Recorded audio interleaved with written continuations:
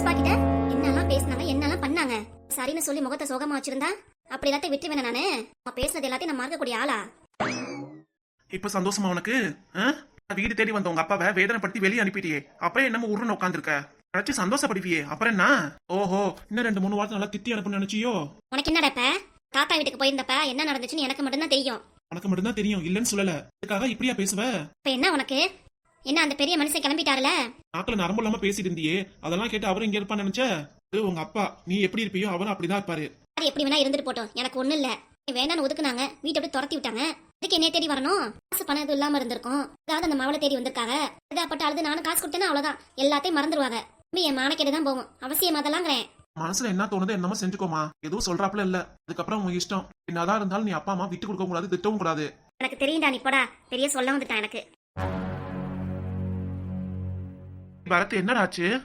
தாத்தா நம்ம வீட்டு தேடி வந்திருந்தாரு. யாரு, எங்க அப்பாவா?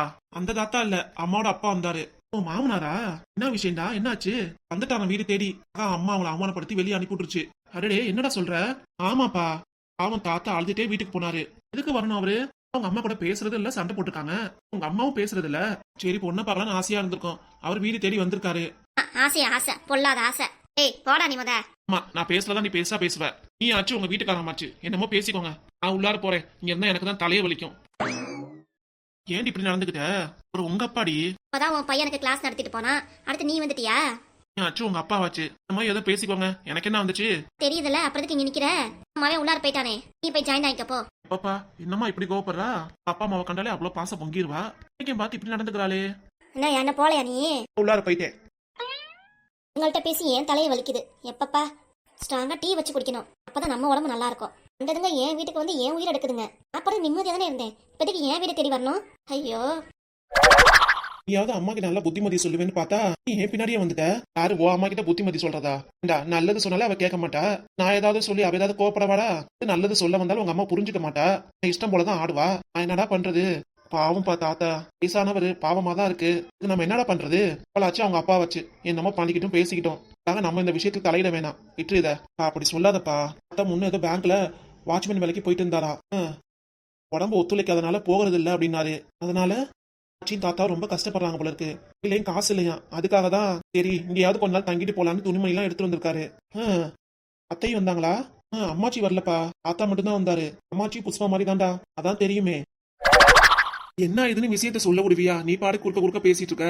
சொல்லுடா. உடம்பு ஒத்துழைக்காதனால வேலைக்கு போறது இல்லையா, அதுக்காக பணம் கேட்டாருப்பா. என்னடா சொல்ற?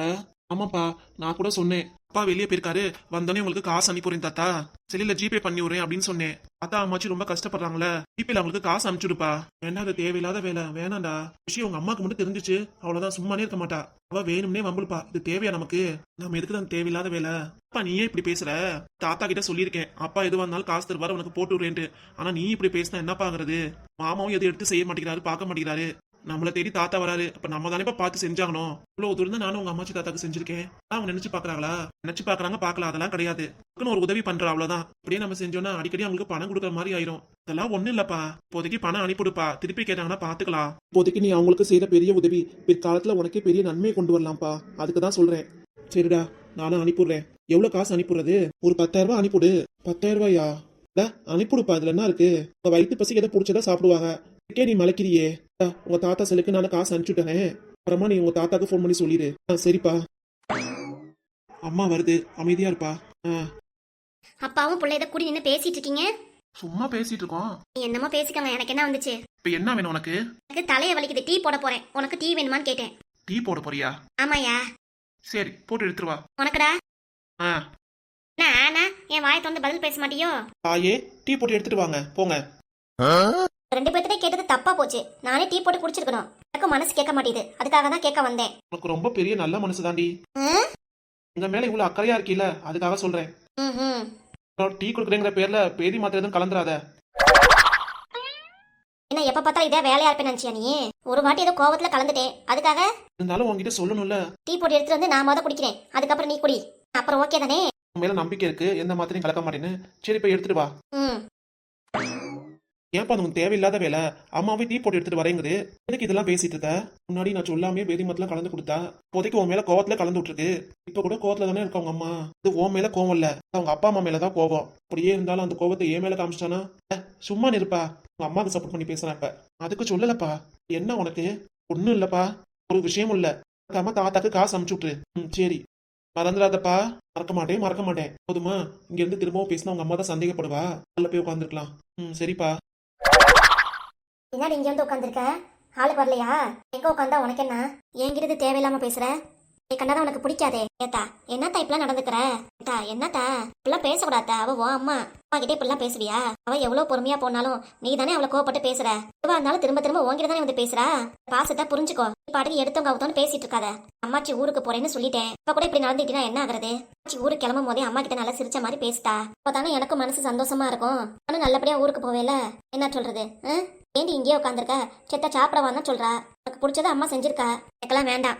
வேண்டானா நான் சமைக்கிறது எதுவுமே நீ சாப்பிட மாட்டியா? காலையில காலேஜுக்கு போறப்ப கூட சமைச்சு கொடுத்தேன், அதெல்லாம் சாப்பிட்டீல? சாப்பிட்டேனே. இப்பயே வேணாங்கிற? இன்னும் உன் மேல கோவம் மனசுல விட்டு போகல, அதுக்காக தான் இப்படி.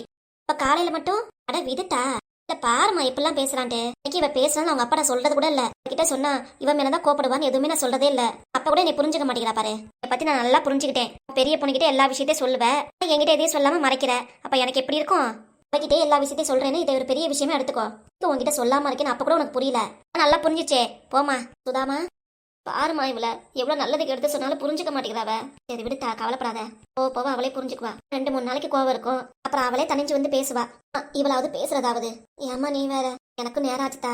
நான் வெள்ளன போனாதானே இருட்டுறதுக்குள்ளார வீட்டுக்கு போக முடியும். இப்பவே மணி 4:30 ஆயிடுச்சு. இந்த நேரத்துல நீ கிளம்பணுமாமா? இருவே, நான் ஏற்கனவே சொல்லிட்டேல.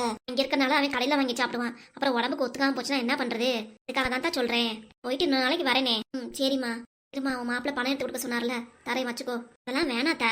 வயசான கிழவிக்கு நான் என்னத்த வாங்கி சாப்பிட போறேன்? பிள்ளைங்க தான் ஆசையா கேட்குங்க, வாங்கி கொடு. ஆமா, கேட்டதை அப்படியே வாங்கி கொடுத்துட்டாலும். பாத்தியா எப்படி பேசுறான்ட்டு? விதுத்தா. போ புரிஞ்சுக்குவா பேத்தி. அதெல்லாம் நவுருத்தா. பேத்திமா, இந்த வயசுல உனக்கு இம்புட்டு போனக்கு பார்த்து பக்குவமா இருக்கிறது இல்லையா? அம்மாடா அவன் என்ன பண்ணுவா சொல்லு பாப்போம். எங்கேயாவது போறலா, யாருக்கையாவது பேசுறாளா சொல்லு பாப்போம். அவ உலகமே நீங்க 2 பேரு தான். நீயே இப்படி பண்ணினா என்ன கருத்தா? நீயே சொல்லுத்தா, புரிஞ்சுக்கோ. சரி மாச்சி. மாச்சி நாளைக்கு உனக்கு ஃபோன் பண்ணுவேன். ஃபோன் பண்றப்ப நீ சொல்லணும் நான் அம்மா கிட்ட பேசிட்டேன் அப்படின்ட்டு. சரியா? சரி மாச்சி. இன்னும் சின்ன பிள்ளை கிடையாது. காலேஜ் போற, படிக்கிற, ஃப்ரெண்டுங்களோட பழகுற, நல்லா பேசுற. வீட்டுல மட்டும் அம்மா கிட்ட இப்படி இருந்தீங்கன்னா நல்லா இருக்குமா சொல்லு? தான் சொல்றேன். நடந்துக்கோ. அம்மா பாத்தியா முகத்தை ஒம்முன்னு வச்சுக்கிறா. எனக்கு மனசு சங்கடமா இருக்குல்ல. சரி மாச்சி, நீ பார்த்து பத்திரமா ஊருக்கு போயிட்டு வா. இன்னைக்கு உனக்கு ஃபோன் பண்றேன். சரிதா. பரவாயில்ல, என் பேத்தி நல்லா புரிஞ்சுக்கிட்டா.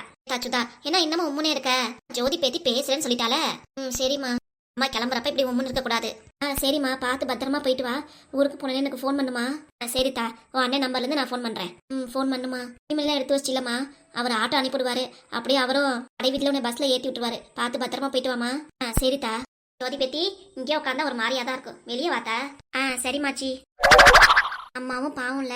ஆச்சி சொல்ற மாதிரி அம்மாவும் எங்கேயாவது வெளியே போதா வருதா? ஆச்சி சொல்ற மாதிரி நம்மள தானே உலகம் நினைச்சிட்டு இருக்க அம்மா. நம்ம அம்மா கிட்ட இப்படி பேசாம இருக்கிறது ரொம்ப தப்பு. நானே போய் பேசுறேன் அம்மா கிட்ட.